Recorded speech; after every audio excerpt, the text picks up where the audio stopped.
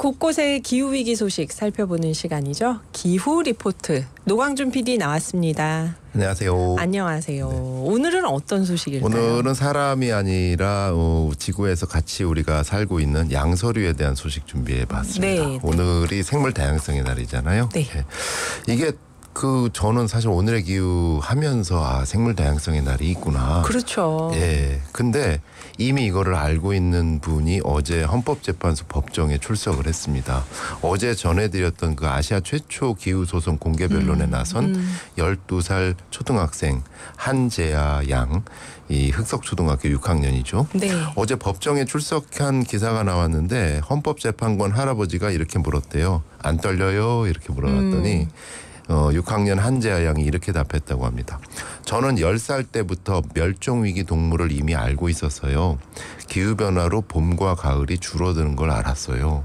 이미 지구에 사는 많은 생명이 기후 문제로 죽어가고 있어요. 우리는 이 상황에서 탄소 배출을 줄이는 방법을 알아내야 합니다. 이렇게 답했대요.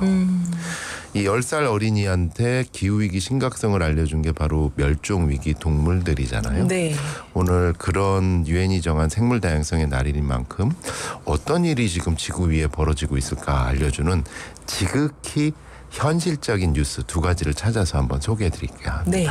첫 번째 뉴스. 첫 번째 뉴스는 퀴즈가 들어있습니다. 퀴즈. 네. 여러분 퀴즈 있습니다. 깜짝 퀴즈가 들어가 있고요.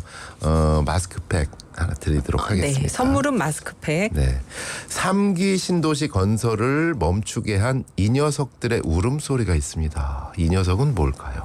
3기 신도시면은 과천인가요? 네. 경기도 곳곳에서 지금 이루어지고 하고 있죠. 있는데요, 사실 3기 신도시. 1기, 2기 그다음에 3기잖아요. 네. 이렇게 신도시가 갈수록 사실은 녹지였던 부분, 습지였던 부분이 계속 도시화된다는 것이죠. 네. 곳곳에서 사실 뉴스화되고 있지는 않지만 정말 주민들 간의 어떤 그런 부분도 많았는데 어쨌든 3기 신도시 과천지구에 벌어진 일입니다. 네. 며칠 전에 사업 주체인 LH가 한 가지 용역을 발주합니다. 3기 신도시가 지어질 이곳에서 법정 보호 중인 이들의 서식이 확인됐기 때문이거든요. 현행법상 이들의 서식이 확인되면 공사를 멈추고 네. 이들의 서식 환경을 체계적으로 보호해야 됩니다. 집단 이주를 시키거나 이런 대안을 마련해야 네. 되지 않으면 공사가 안 되거든요. 법상 그렇습니다. 이들은 누구일까요? 예전에는 우리나라 전역에서 흔히 만날 수 있었던 존재들인데 지금은 멸종위기 2급의 양서류가 된 이들의 이름은 뭘까요? 1번 맹꽁이, 2번 황소개구리. 네. 둘 다 양서류 아니야 하고 약간 헷갈리실까봐 힌트를 드립니다. 세 가지 드릴게요. 하나는 얘는 낮에는 쉬고요. 땅속에서. 밤이 되면 나와서 먹이 활동을 하는 야행성입니다. 따라서 얘들의 울음소리는 밤에 들릴 수 있는 밤에 거죠. 들리는 소리요? 두 번째 결정적인 힌트인데요. 옛말부터 맹하게 고지식하고 완고한 사람을 땡땡땡이라고 일컫기도 합니다. 네. 세 글자네. 땡땡땡. 네. 자, 그리고 결정적인 힌트 또 한 가지. 이들의 울음소리 한번 직접 라디오로 들려드리겠습니다. 먼저 이 아이들의 독창, 국립생물자원관 소리입니다. 네.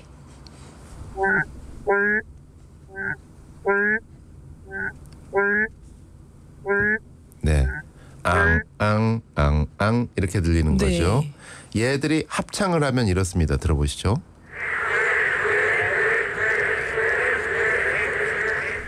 네. 자, 1번 맹꽁이, 2번 황소개구리인데요. 참고로 보기 중에 하나는 이렇습니다. 지금 황소개구리 소리를 한번 들려드릴게요.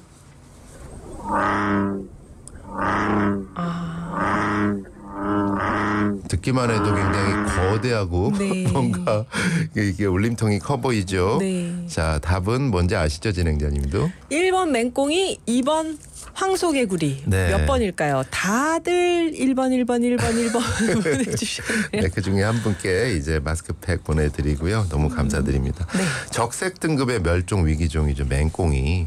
이 기후 위기와 인간의 개발에 특히 취약하다 그래요. 왜냐하면 대부분의 기간을 얘들은 땅속에서 살다가 장마철이 되면 비가 온다 하면서 산란하자 하면서 짝짓기를 위해서 울어댄대요. 네. 수컷이. 그래서 특히 산란은 새로 생긴 물 웅덩이 위에서 하기 때문에 만일 가뭄이 계속돼서 비가 적게 와도 얘들은 산란을 못하는 거예요. 아, 새 물 웅덩이가 없으면 짝짓기 후손을 못 남기는 거예요. 아. 일생 동안. 네. 그리고 땅을 헤집고 대규모 개발이 이루어지면 얘들은 떼죽음을 당하기 일쑤죠. 땅 속에 사니까. 그러겠네요. 그리고 식생 먹이 활동을 한 곳에 우두커니 앉아 있다가 움직이지 않고 앉아 있다가 뭐 지나가면 혀만 낼름 내밀어서 먹이를 먹는데요. 그러다 보니까 주변 환경이 급격하게 변하면 얘들은 먹이 찾기도 쉽지 않다고 합니다. 그래서 답답한 분들을 맹꽁이라고 했을까요? 안 움직이고 가만히 있으니까. 아. 그래서 이러한 그 맹꽁이를 비롯한 멸종위기 생물을 보호하는 법이 바로 야생생물보호 및 관리 등에 관한 법률인데요. 네. 법조문을 보면 그렇습니다. 정말 여기에 이 공익사업을 위한 토지 그 보상에 대한 법률에서 공익사업을 통한 뭐 신도시 개발 사업이라 할지라도 네. 얘들이 발견되면 얘들을 이동시키거나 이식해서 보호하는 것이 불가피하다. 이렇게 나와 있습니다. 따라서 LH는 3기 신도시 예정지구에서 맹꽁이 서식이 확인된 만큼 얘들에 대한 조치를 지금 하기 위한 용역을 하는 거거든요. 네, 네. 근데 이제 두 가지 시선이 있습니다. 네. 건설업 하시는 분들 또는 빨리 이 지역 땅을 보상받아서 네. 빨리 해야 된다라고 하는 분들의 입장에서는 곱지 않겠죠. 지난 5월 16일 헤럴드 경제기사는 이렇게 쓰고 있습니다. 개발 예정지에서 맹꽁이가 나오면 수억 원의 비용 지출이 불가피해졌다. 사업 시행 주체 입장에서는 비용보다도 사업 지연 가능성이 더 큰 문제다. 요게 이제 그 토건 쪽의 입장이고요. 주민들과 환경 시민들의 입장은 좀 다르겠죠. 네. 어떨 것 같으세요? 맹꽁이가 발견됐다. 신도시 예정지에서. 그러면은 당연히 뭐 여기를 더 개발하지 말자고 하거나 맹꽁이들을 살려야 된다고 일단 생각하겠죠. 그 환경 영향 평가 결과 맹꽁이 서식지가 돼 있으면 신도시 거기에다가 웬만하면 짓지 못하게 되는 거거든요. 네, 네. 근데 LH에서는 환경 영향 평가 여기 맹꽁이 안 살아요 하고 짓기 시작했는데 맹꽁이가 나온 나왔어요. 거예요. 그러면 주민들 입장에서 보기엔 환경 영향 평가를 제대로 안 얼마나 했나? 대충 했길래 그럴 수 이러느냐라는 있겠네요. 불신으로 이어지고요. 실제로 이 지역 과천에서 작년에 어떤 일이 있었는지 네. 보니까 여기에 중학교를 신축할 부지에서 맹꽁이가 나온 거예요. 네. 근데 같이 보니까 토양 오염도 여러 가지 근거들이 나온 거예요. 중금속 오염이 예. 아, 그러니까 중학교 애들 뛰어놀 공간인데 거기에 들어가면 안 되겠네요. 그래서 이제 그 논란이 지역에서는 됐었는데 사실 네. 거의 보도가 안 됐었죠. 아. 지난 9월 달 인천일보 보도를 제가 인용해서 말씀을 드리는데요. 어쨌든 맹꽁이들의 울음소리는 어찌 보면 무분별한 개발을 향해서 전력 질주하고 있는 인간들을 잠시 멈추고 되돌아보게 하는 공상의 시그널인지도 모르겠다. 한 환경운동 단체의 그 활동가가 쓴 글을 보면 사실 굉장히 감동적이어서 네. 제가 그대로 한번 읽어보겠습니다. 사무실에 전화벨이 울리는 주요 이유 중 하나는 여기 맹꽁이가 살고 있어요라고 택지 개발 예정지구에서 맹꽁이 울음소리가 들리는 제보 전화다. 나는 수화기 저편의 목소리는 사람의 목소리지만 사실 맹꽁이의 소리 같다. 맹꽁이 보호 활동을 주도하고 있는 우리 국장님은 맹꽁이 발견 소식을 맹꽁이가 여기 살고 있다고 더 이상 물러설 곳이 없다라는 맹꽁이 외침으로 들린다고 언급했다. 이 지역에서 사실 맹꽁이의 인간 대리인 역할을 하기는 참으로 어렵다. 네. 늘 LH는 환경 영향 평가 결과 맹꽁이 서식지가 확인되지 않았다고 주장하지만 주민들이 맹꽁이 소리 들려요 하면은 무시하기 일쑤지만 주민들과 현장에서 맹꽁이 울음소리를 녹음을 해서 확인을 하면 그때부터 대책을 마련한다. 서식이 확인되면 사업 시행자는 맹꽁이 보전을 위해 대체 서식지를 마련한 후에 사업을 시행할 수 있기 때문이다. 환경운동연합의 김훈숙 미디어 활동가가 쓴 글이었습니다. 네. 자, 두 번째 소식 전해드리도록 하겠습니다. 역시 맹꽁이 최근 근황 소식인데요. 네.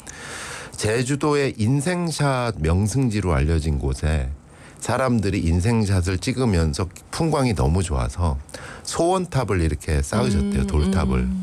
근데 소원탑을 제거하자 맹꽁이들이 돌아왔다. 아, 그럼 그 소원탑 때문에 맹꽁이들이 네. 거기 못 지냈던 건가요? SNS에 인생샷 명소로 소개되는 곳이 제주도 금오름이라는 곳입니다. 금오름. 예, 네. 오름들이 굉장히 많은데 여기가 특히 풍광이 좋고 네. 분화구 지역이어가지고요. 그림처럼 펼쳐진 분화구에서 화산석을 주워서 이 돌탑을 쌓고 사진을 찍고 가는데 문제는 이 지역에 그늘이 거의 없어서 이 화산석이 맹꽁이들의 유일한 그늘이자 휴식처였대요. 그러니까 사람들이 그 화산석을 해서 돌탑을 가지고 쌓을수록 가서. 얘들은 그 쉴 곳이 햇볕에 없어지는. 말라간다는 네, 거죠. 얘들은 네. 몸에 수분이 있어야 되니까. 그래서 그 지적이 끊임없이 제기되자 보다 못한 제주특별자치도가 지난 4월 초에 공지를 하고 돌탑을 다 허물었대요. 원상대로 다 복귀하고 정비를 했대요. 이 제주도 얘기네요. 예, 네. 그리고 여기는 맹꽁이 서식지무로 돌탑을 쌓지 말아주세요 하는 협조 안내판을 추가로 더 설치했더니 네. 한 달이 지난 뒤 놀라운 일이 벌어졌습니다. 돌탑이 허물어진 그 자리에 맹꽁이를 비롯한 작은 생물들의 집단 서식이 눈에 띄게 확인이 됐다는 거예요. 아, 맹꽁이만 돌아온 게 아니라. 그 지난 5월 8일자 제주 KBS 보도를 제가 인용을 해드렸는데 네. 이렇게 쓰고 있습니다. 금오름에 맹꽁이가 돌아왔습니다. 그러니까 어디선가 맹꽁이 울음소리가 들리면 그거는 여기 풀이 있어요. 습지가 있어요. 무릉덩이가 생겼어요. 산란을 준비해요. 라는 거고 얘들이 합창을 하면 결국 우리는 더 이상 여기 아니면 갈 곳이 없어요. 라는 안타까운 아쉬움의 소리가 아닌가. 멈추고 다시 한번 우리를 되돌아봐야 되는 날이 바로 5월 20일 국제 생물 다양성의 날에 즈음해서 맹꽁이 소식 2가지 전해드렸습니다. 네. 오늘 추천하실 곡은요? 오늘 요 기사를 쭉 자료를 정리하다 보니까 어제 오브에서 잠시 들려드리지만 이 노래가 이렇게 떠오르더라고요. 10cm 너랑 밤새고 싶어. 네, 맹꽁이랑 밤새고 싶어. 감사합니다. 노광준 PD였습니다. 음악 듣고 4부에서 뵐게요.